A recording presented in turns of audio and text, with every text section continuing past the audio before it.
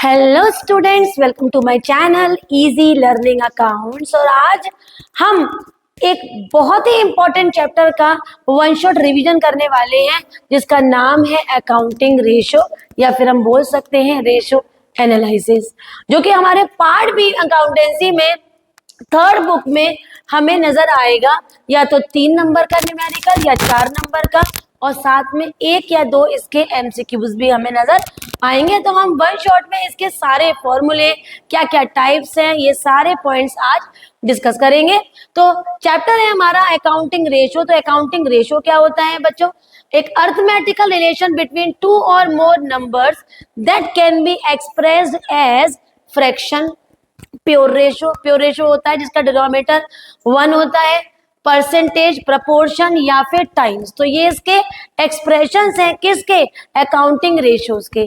साथ में एमसीक्यूज में हमें ऑब्जेक्टिव्स ऑफ अकाउंटिंग रेशो, जो कि हमारा chapter number 2 analysis of financial statement के जो ऑब्जेक्टिव्स हैं, to assess the managerial efficiency, to know the profit and loss of the business, to identify the short term and long term solvency, managerial efficiency, profit and loss, ये सारे objective जो हमने second chapter में पढ़े थे, वही objective हमारे accounting ratios के भी होते हैं। सिमिलरली इंपॉर्टेंस भी एज वेल एज लिमिटेशन जितनी भी हमने चैप्टर नंबर 2 में पढ़ी हैं, जैसे विंडो ड्रेसिंग, इग्नोर क्वालिटी और do not give exact result, not free from bias, historical cost, ये सारे लिमिटेशंस हमारे अकाउंटिंग रेशियो चैप्टर में भी सेम ही होंगे। आगे बढ़ते हैं। नेक्स्ट है हमारा टाइप्स ऑफ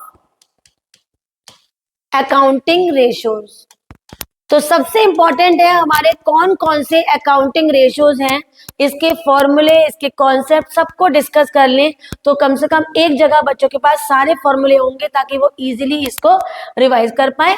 तो सारा अकाउंटिंग रेशियो हमारा फर्दर 4 पार्ट्स में डिवाइडेड होता है बच्चों। सबसे पहले होते हैं हमारे लिक्विडिटी रेशो, उसके बाद होती है हमारी सॉल्वेंसी रेशो, एक है हमारी एक्टिविटी रेशो जिसको बच्चों हम टर्नओवर रेशो भी बोलते हैं, और लास्ट होती है हमारी प्रॉफिटेबिलिटी रेशो। तो ये 4 पार्ट्स में हमारे अकाउंटिंग रेशो डिवाइडेड होते हैं। शॉर्ट टर्म की पोजीशन बताता है हमारा लिक्विडिटी रेशो, जो हमारी लॉन्ग टर्म पोजीशन को हाईलाइट करता है सॉल्वेंसी रेशो, कंपनी का कितना टर्नओवर है ये बतलाता है हमें एक्टिविटी रेशो, और क्या प्रॉफिट पोजीशन है, प्रॉफिट है कंपनी के, वो बताता है हमें प्रॉफिटेबिलिटी रेशो। इनकी प्रॉपर डेफिनेशन जरूर पढ़िए, बुकिश लैंग्वेज में पढ़िए। इससे क्या है कि अगर कोई भी एजर्शंस एंड रीजंस हमें इनके डेफिनेशन के पॉइंट ऑफ व्यू से दिखेंगे तो कम से कम पहचान जाएंगे कि यहाँ किसकी बात हो रही है। नाउ लिक्विडिटी रेशो को अगर हम फर्दर डिवाइड करें तो ये 2 तरीके से डिवाइड होता है बच्चों। एक होता है हमारा करेंट रेशो और दूसरा होता है क्विक रेशो। जो करेंट रेशो है उसका फॉर्मूला होता है हमारा current assets upon current liability, और जो क्विक रेशो है उसका फॉर्मूला होता है quick assets upon current liability. अगर बैलेंस शीट आपकी अच्छी तैयार है तो आपको पता होगा कि करेंट एसेट्स में क्या क्या चीजें आती हैं। तो करेंट एसेट्स में हमने 6 चीजें पढ़ी थी। एक तो था current investment, cash and cash equivalent, inventories, और पढ़ा था short term loans and advances, और साथ में था अदर करेंट लायबिलिटीज, और इन्वेंट्रीज हो गया, और ट्रेड रिसीवेबल। तो ये सारे पॉइंट्स हमारे नजर आएंगे in the current assets and current liabilities में 4 सब हेड्स पढ़े थे हमने वहां पर, short term borrowing, short term provision, other current liability, और एक था हमारा ट्रेड पेबल। तो इनमें से जो भी हमें क्वेश्चन में दिखेगा हम इनको अप्लाई करेंगे और प्योर रेशो में इनका आंसर आएगा। प्योर रेशो मीन्स मान लो अगर आंसर है 2/1 तो ये प्योर रेशो है जिसका डिनोमिनेटर हमेशा 1 होगा ना। क्विक रेशो का फॉर्मूला होता है quick assets upon current liability, इसका आंसर भी प्योर रेशो में आता है। और क्विक एसेट्स को निकालना बहुत आसान है। अगर हम करंट एसेट्स में से इन्वेंट्रीज और प्रीपेड को माइनस कर दें तो हमारा आंसर क्विक एसेट्स आ जाता है। कई बार इन दोनों के कंबाइंड क्वेश्चन में इन्वेंट्री निकालने के क्वेश्चन हमें दिख जाते हैं। लॉन्ग में भी आ सकता है, मतलब 3 मार्क्स में भी, 4 मार्क्स में भी, और 1 मार्क्स में इसका एमसीक्यू बेस्ड पॉइंट भी हमें दिख जाता है। आइडल रेशो पूछे करंट रेशो का, तो करंट रेशो का आइडल रेशो 2:1 होता है और क्विक रेशो का आइडल रेशो हमारा 1:1 होता है। तो आइडल रेशो के ही नाम से आएगा, तो हम यहाँ पर इसको अटेंड करेंगे। एक फॉर्मूला और है जो हमारे इस पूरे कॉन्सेप्ट पे हमारी हेल्प करेगा और वो है बेटा हमारा वर्किंग कैपिटल। तो working capital is equal to current assets minus current liability. इसमें भी हमें हेल्प मिलेगी और हम लिक्विडिटी रेशो को इजीली निकाल पाएंगे। बहुत ही आसान है, कईयों बार देखा गया है कि ये हमें दिख जाता है 3 से 4 नंबर में और खुश हो जाते हैं बच्चे के भाई इजीली हम करंट रेशो और क्विक रेशो निकाल लेंगे। अगला है हमारा सॉल्वेंसी रेशो। तो सॉल्वेंसी रेशो को अगर हम फर्दर डिवाइड करें तो सॉल्वेंसी रेशो में पहला होता है हमारा डेब्ट टू इक्विटी रेशो, दूसरा होता है हमारा टोटल एसेट्स टू डेब्ट रेशो, तीसरा होता है हमारा प्रोप्राइटरी रेशो, देन है बेटा हमारा डेब्ट टू कैपिटल एम्प्लॉयड रेशो और एक और होता है जिसे हम कहते हैं इंटरेस्ट कवरेज रेशो। अगर फॉर्मूले की बात करें बच्चों तो इसके नाम में ही आंसर है डेब्ट upon equity, total assets upon डेब्ट, प्रोप्राइटरी माने होता है इक्विटी, तो इक्विटी अपॉन टोटल एसेट्स, डेब्ट टू कैपिटल एम्प्लॉयड मतलब डेब्ट अपॉन कैपिटल एम्प्लॉयड और इंटरेस्ट कवरेज रेशो का फॉर्मूला अभी हम डिस्कस करेंगे। पहले हम इन 4 को रिवाइज कर लेते हैं अच्छी तरह। तो इस पूरे कॉन्सेप्ट में हमें डेब्ट की जरूरत है, हमें इक्विटी के सारे कॉन्सेप्ट की जरूरत है, कैपिटल एम्प्लॉयड की और टोटल एसेट्स की। अगर हमें ये 4 बच्चों निकालने आ गए तो हम डेब्ट टू इक्विटी रेशो निकाल सकते हैं, टोटल एसेट्स टू डेब्ट रेशो निकाल सकते हैं, इक्विटी अपॉन टोटल एसेट मतलब प्रोप्राइटरी रेशो निकाल सकते हैं और डेब्ट टू कैपिटल एम्प्लॉयड मतलब डेब्ट अपॉन कैपिटल एम्प्लॉयड भी निकाल सकते हैं। तो बस ये 4 हमें निकालने आ जाए। याद रखना बच्चों total assets equals to current assets plus non current assets, ये हमारी हेल्प करेगा। डेब्ट का मतलब यहाँ पर लॉन्ग टर्म बोरोइंग या फिर नॉन करंट लायबिलिटी से होता है, इसलिए इसका फॉर्मूले में हम अगर टोटल लायबिलिटी में से करंट लायबिलिटी को माइनस कर दे तो डेब्ट आ जाता है, क्योंकि यहाँ पर डेब्ट का मतलब नॉन करंट लायबिलिटी है। और इक्विटी की बात करें तो इक्विटी का दूसरा नाम शेयर होल्डर्स फंड है। तो शेयर होल्डर्स फंड अगर फर्स्ट चैप्टर बैलेंस शीट को रिकॉल करें तो अगर हम share capital plus reserve and surplus plus कोई भी एक्यूमुलेटेड प्रॉफिट हो तो ऐड या फिर कोई एक्यूमुलेटेड लॉस हो तो माइनस कर देंगे तो इक्विटी आएगा। और कैपिटल एम्प्लॉयड की बात करें तो अगर डेब्ट प्लस इक्विटी कर दो तो बच्चों कैपिटल एम्प्लॉयड आ जाता है। एक और फॉर्मूला है कैपिटल एम्प्लॉयड का, वो है total assets minus current liability. तो यहाँ पर भी हम इजीली टोटल एसेट्स निकाल पाएंगे क्योंकि ये फॉर्मूले वैरी करते रहते हैं। साथ में अगर हम इक्विटी की बात करें तो ये इक्विटी हमारी यहाँ पर भी निकलेगी। डेब्ट की बात करें तो डेब्ट भी कैपिटल एम्प्लॉयड की हेल्प से आ जाएगा।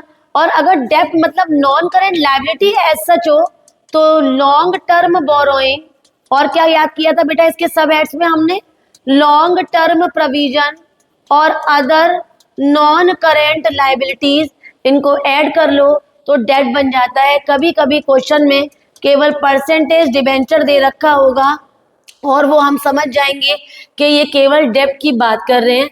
तो इस टाइप के कॉन्सेप्ट हमें इस पूरे एरिया को कवर करेंगे। कभी कभी कैपिटल एम्प्लॉयड में फंस जाएंगे तो capital employed minus current asset minus current liability या फिर working capital equals to capital employed minus net fixed assets. ये जो भी बोर्ड पे आपके सामने लिखा है कंप्लीट कॉन्सेप्ट है जो हमारे 4 रेशो कवर करा रहा है, डेब्ट to capital employed, total asset to डेब्ट, डेब्ट अपॉन इक्विटी या फिर इक्विटी अपॉन टोटल एसेट्स। आगे बढ़ते हैं। नेक्स्ट था हमारा इंटरेस्ट कवरेज रेशो। चलो इंटरेस्ट में आने से पहले याद रखिएगा जो हमारा पहला रेशो था, दूसरा, तीसरा, चौथा, पांचवा, इन सब के आंसर हमेशा प्योर रेशो में आएंगे, मतलब डिनोमिनेटर हमेशा 1 होगा। ठीक है। नेक्स्ट है हमारा interest coverage ratio. Interest coverage ratio को रिवाइज कर लेते हैं, इसको बहुत अच्छे से तैयार करिए एग्जाम के लिए, ये बहुत इंपॉर्टेंट है। इंटरेस्ट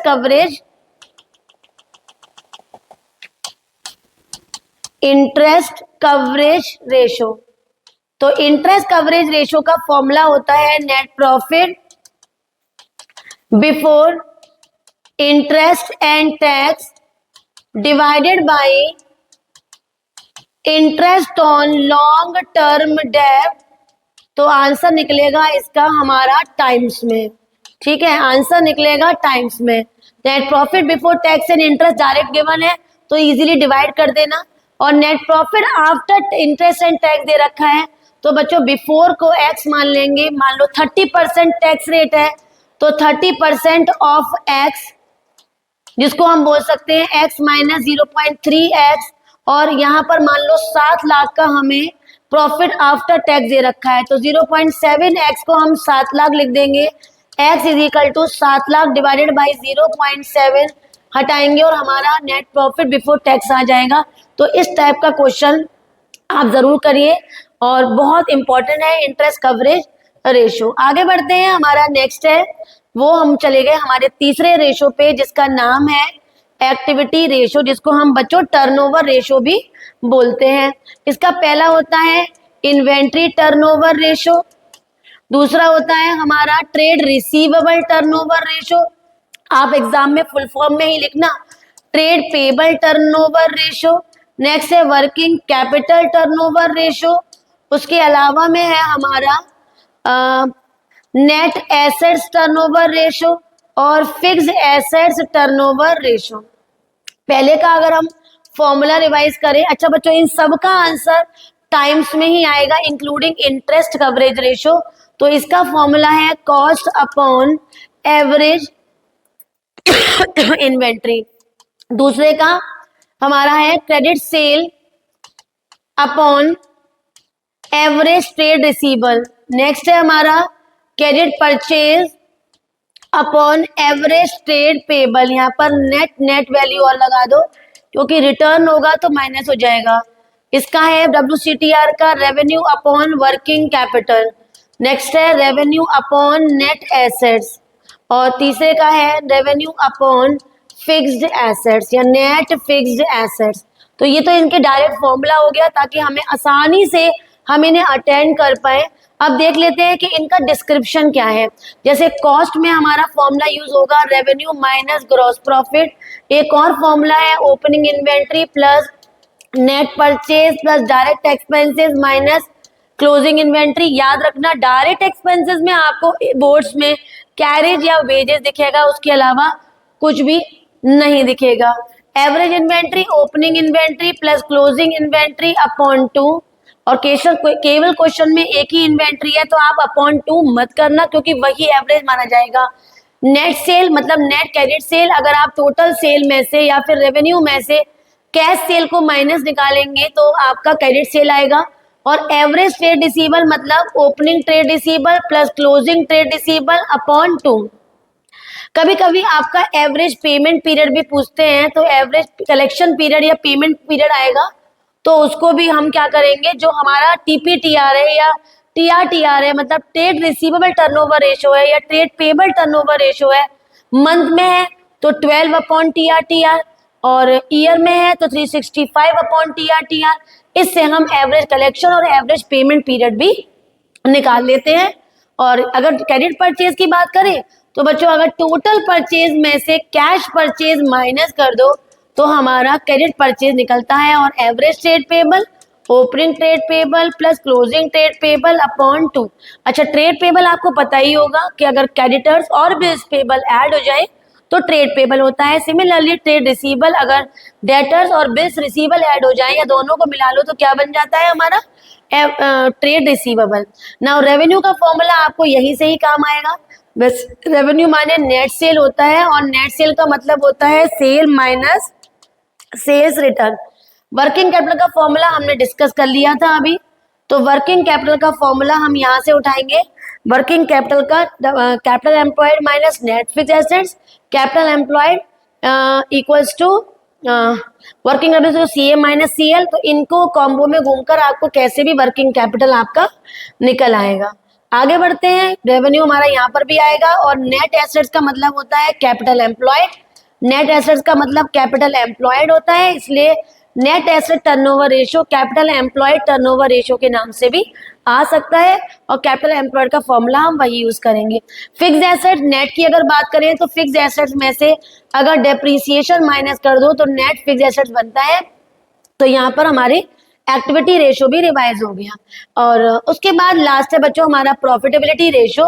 तो प्रॉफिटेबिलिटी रेशियो में आपका पहला रेशियो है ग्रॉस प्रॉफिट रेशियो, जिसका फॉर्मूला है gross profit upon revenue into 100। और ग्रॉस प्रॉफिट हमारे इस वाले फॉर्मूले से बहुत काम आएगा। Cost equals to revenue minus gross profit, revenue हमें पता ही है। दूसरा अगर हम बात करें तो दूसरे नंबर पे होता है हमारा ऑपरेटिंग रेशो। ऑपरेटिंग रेशो का फॉर्मूला होता है operating cost upon revenue into 100। इन सबके आंसर परसेंटेज में आएंगे। ऑपरेटिंग कॉस्ट मतलब कॉस्ट प्लस ऑपरेटिंग एक्सपेंसेस। अब सवाल उठता है कि ऑपरेटिंग एक्सपेंसेस क्या है, तो selling and distribution expenses, other expenses, office expenses and administration expenses, employ amortisation and depreciation, employ benefit expenses, ये सारे एक्सपेंसेस हमारे ऑपरेटिंग एक्सपेंसेस में आ जाते हैं। इनको ऐड करेंगे और ऑपरेटिंग कॉस्ट निकाल लेंगे, उसको रेवेन्यू से डिवाइड करेंगे और 100 कर देंगे। अगर एग्जाम में ऑपरेटिंग प्रॉफिट रेशियो आ जाए तो अलग से निकालने की फॉर्मूला करने की जरूरत नहीं है। ऑपरेटिंग रेशियो निकाल लेना, उसको 100 से माइनस कर देना, तो हमारा आंसर ऑपरेटिंग प्रॉफिट रेशियो ही आएगा। नेक्स्ट है हमारा जिसे हम बोलेंगे नेट प्रॉफिट रेशियो।